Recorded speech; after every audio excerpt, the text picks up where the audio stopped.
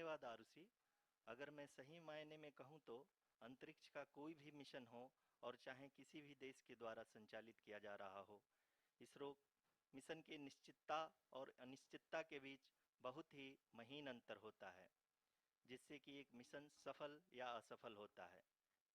लेकिन ना हम थके, ना हम हारे।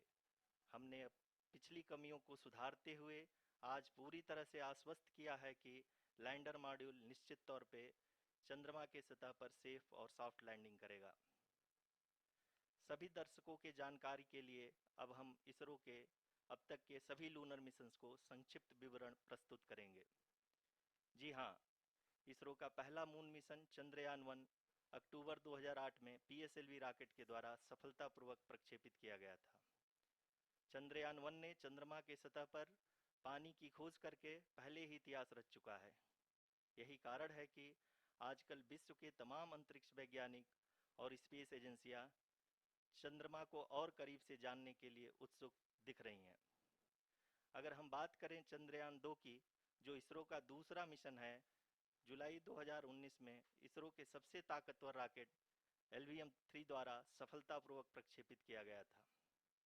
और आज भी लगभग 4 साल बाद यह चंद्रमा के 100 किलोमीटर के सर्कुलर ऑर्बिट में घूमते हुए बहुत ही उत्तम क्वालिटी का डेटा प्रदान कर रहा है। मिशन के प्रारंभ में इसकी आयु 1 साल निर्धारित की गई थी, परंतु LVM-3 द्वारा बहुत ही सटीक इंजेक्शन और मिशन मैनेजमेंट की वजह से चंद्रयान 2 काफ़ी लंबे समय तक कार्यरत रहेगा। अब तक चंद्रयान 2 चंद्रमा के लगभग सभी भागों का चित्र ले चुका है। इसका एक बहुत ही महत्वपूर्ण पेलोड OHRC यानी कि ऑर्बिटर हाई रेजोल्यूशन कैमरा विश्व का सबसे बेहतरीन कैमरा है, जो कि चंद्रमा के सतह का लगातार पिक्चर भेज रहा है। अब मैं आरुषि जी से निवेदन करूंगा कि वो आप लोगों को इसरो के वर्तमान मिशन चंद्रयान 3 के बारे में बताएं। अभी आपने मिश्रा जी के द्वारा सुना इसरो के अब तक के लूनार मिशंस का विवरण।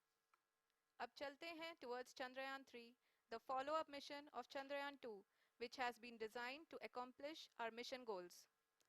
The primary objective of Chandrayaan 3 mission is the demonstration of safe and soft landing on the lunar surface. This demonstration is a critical aspect for ISRO's future interplanetary missions. In addition to this, the mission objectives also include demonstration of roving capability and conduction of in situ scientific experiments on Moon's surface. Carried on the shoulders of India's heaviest rocket LVM-3 on the 14th of July, Chandrayaan-3 was placed in the precise elliptic parking orbit of size 170 by 36,500 kilometers. ISRO, in its mission plan of following the incremental trajectory approach, carried a total of 5 earthbound maneuvers. The fifth apogee-raising maneuver, which took place on the 25th of July, placed the spacecraft in an orbit of 250 plane में बना रहे।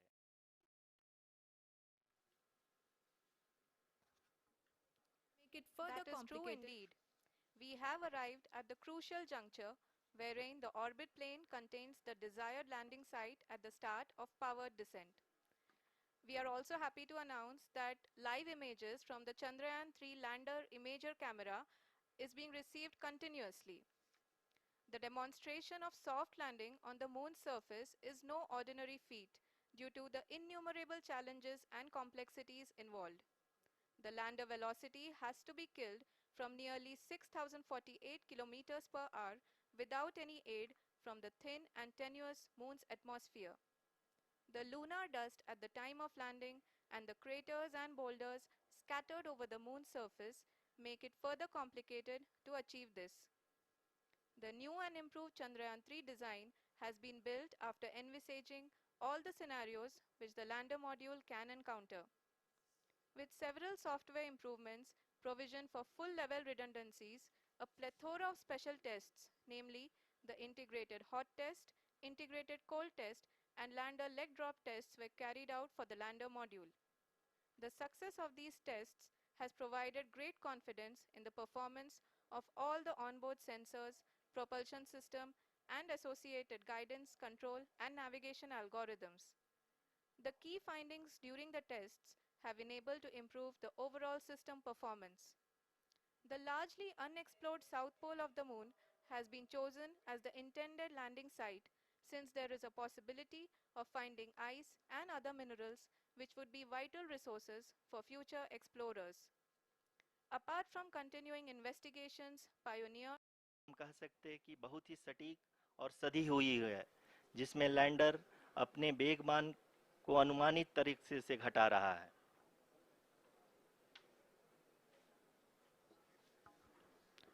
The altitude of the lander module will reduce from 7.4 kilometers to 6.8 kilometers.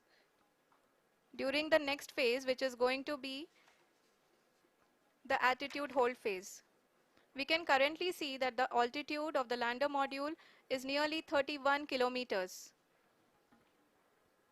Arushi अभी हम इस ground trace को देखते हुए कह सकते हैं कि रफ ब्रेकिंग फेज की शुरुआत बहुत ही अच्छे तरीके से हुई है। आप ये देख सकती हैं कि जो भी प्रोजेक्टेड ग्राउंड ट्रेस है उसी पे अपना लैंडर मॉड्यूल आगे चलते हुए बढ़ रहा है। अभी तक ये देखा जा सकता है कि लैंडर मॉड्यूल लगभग 370 किलोमीटर क्षैतिज दिशा में चल चुका है। The mission operations team is analyzing the data. We can all see the seriousness and the concentration with which each and every parameter of the lander module is being analyzed. The performance so far seems to be nominal.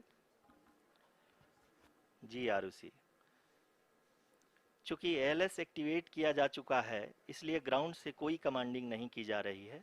इस दौरान आपके screen पे सारे data ISRO के deep space network से real time में आ रहे हैं। इस मिशन में सेकेंड और थर्ड ऑर्डर गाइडेंस पॉलिनोमियल का प्रयोग हुआ है जो कि इनर्शियल थ्रस्ट और एंगल के हमेशा सुनिश्चित करेगा। During the entire descent, there is no ground intervention as the ALS has taken charge. The preparation for today's event had started nearly 48 hours before, wherein various pre-selections and uplinking of parameters were done. We can see that the vertical velocity of the lander module has been brought down. It is continuously coming down. And the ALS had already been initiated 1 hour before the scheduled time of the power descent start. Following this, the throttleable engine electronics module, the TECM, was switched on and lander was oriented to the favorable attitude. जी हाँ, आप अपनी screen पे देख सकते हैं कि lander module जिसकी शुरुआत में वेलोसिटी 1680 मीटर पर सेकंड थी, लगभग 1150 मीटर पर सेकंड हो चुकी है, जो कि एक बहुत ही मैजेस्टिक शुरुआत कही जा सकती है इस रफ ब्रेकिंग फेज के लिए।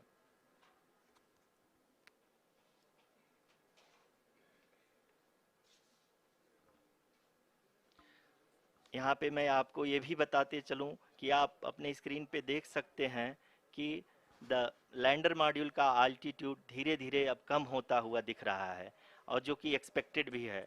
अभी हम बात करें करंट आल्टीट्यूड की तो जो कि 28.6 किलोमीटर के आसपास है। आप स्क्रीन पर ये भी देख सकते हैं Chandrayaan 3 lander imager display. The lander imager is continuously taking photographs of the moon's surface, and that is also being streamed here.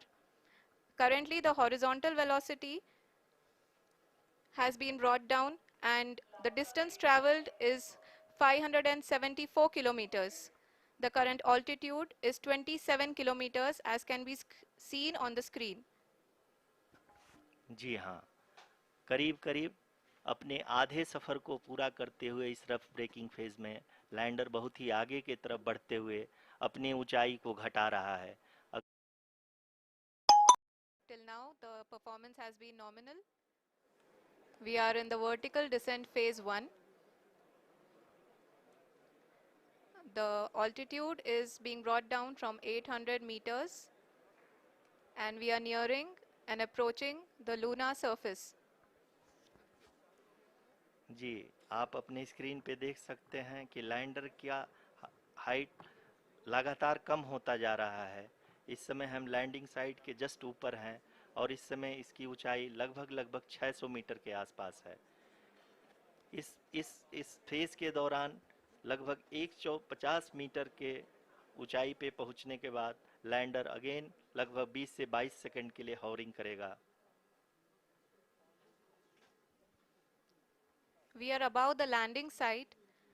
The horizontal as well as the vertical velocity is now being constantly reduced, and the lander module has begun its descent towards the landing site.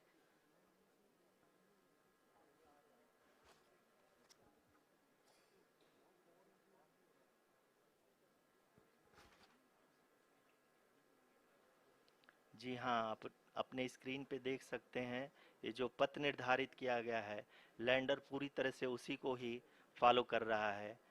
इस समय हम लगभग 200 metre की height से भी कम आ चुके हैं।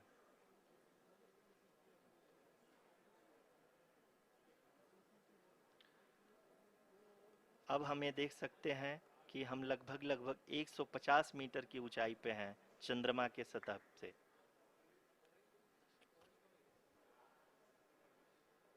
We are approaching the vertical descent phase 2, which will have the lander module hovering at nearly 150 meters above the lunar surface. जी हाँ, आप इस तालियों के गड़गड़ाहट को सुन सकते हैं जो कि सेकेंड हाइवरिक फेज के कंप्लीट होने के बाद इन सारे वैज्ञानिकों के द्वारा की जा रही है।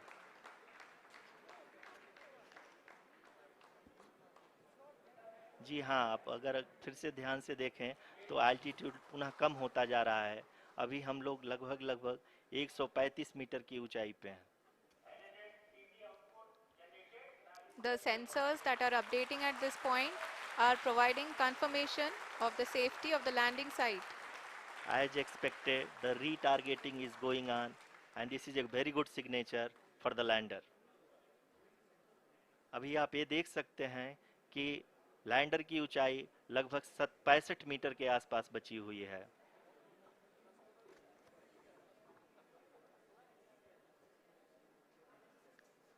Currently, only 2 engines are now being fired, and we are nearly at zero velocity, vertical and horizontal. We were hovering, and now we are approaching the moon's surface. धीरे धीरे लैंडर की वेगमान को कम किया जा रहा है और हम अब लगभग 50 मीटर से भी कम आ चुके हैं। We can see the Honorable Prime Minister, Shri Narendra Modi ji, who is here to encourage us, and he is critically looking at the visuals.